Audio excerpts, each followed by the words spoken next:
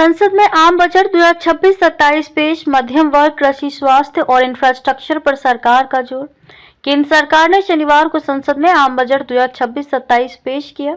वित्त मंत्री ने बजट भाषण में इसे विकास, समावेशन और आत्मनिर्भरता पर केंद्रित बताते हुए मध्यम वर्ग, किसानों, युवाओं और बुनियादी ढांचे के लिए कई अहम घोषणाएं की।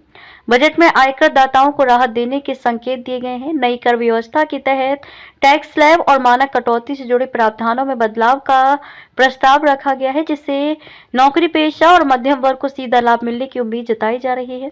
कृषि क्षेत्र के लिए सिंचाई परियोजनाओं, फसल बीमा, भंडारण सुविधाओं और ग्रामीण बुनियादी ढांचे को मजबूत करने पर विशेष ध्यान दिया गया है।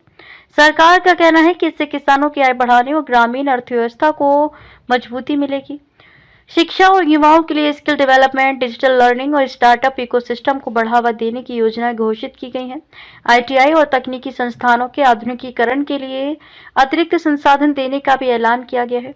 स्वास्थ्य क्षेत्र में सरकारी अस्पतालों के विस्तार, मेडिकल कॉलेजों की संख्या बढ़ाने और आयुष्मान भारत योजना के तहत कवरेज और मजबूत करने पर जोर दिया गया है। इंफ्रास्ट्रक्चर के मोर्चे पर सड़क, रेलवे, शहरी विकास और ऊर्जा परियोजनाओं के लिए बड़े निवेश का प्रावधान किया गया है। सरकार का दावा है कि इससे रोजगार के नए अवसर पैदा होंगे और आर्थिक विकास को गति मिलेगी। बजट पर विपक्ष और विशेषज्ञों की मिलीजुली प्रतिक्रिया सामने आई है। कुछ ने इसे विकासोन्मुखी बताया, जबकि कुछ ने महंगाई और बेरोजगारी जैसे मुद्दों पर और ठोस कदमों की जरूरत बताई। सरकार ने स्पष्ट किया है कि ये बजट देश की अर्थव्यवस्था को मजबूत करने और सभी वर्गों तक विकास का लाभ पहुंचाने की दिशा में एक संतुलित प्रयास है।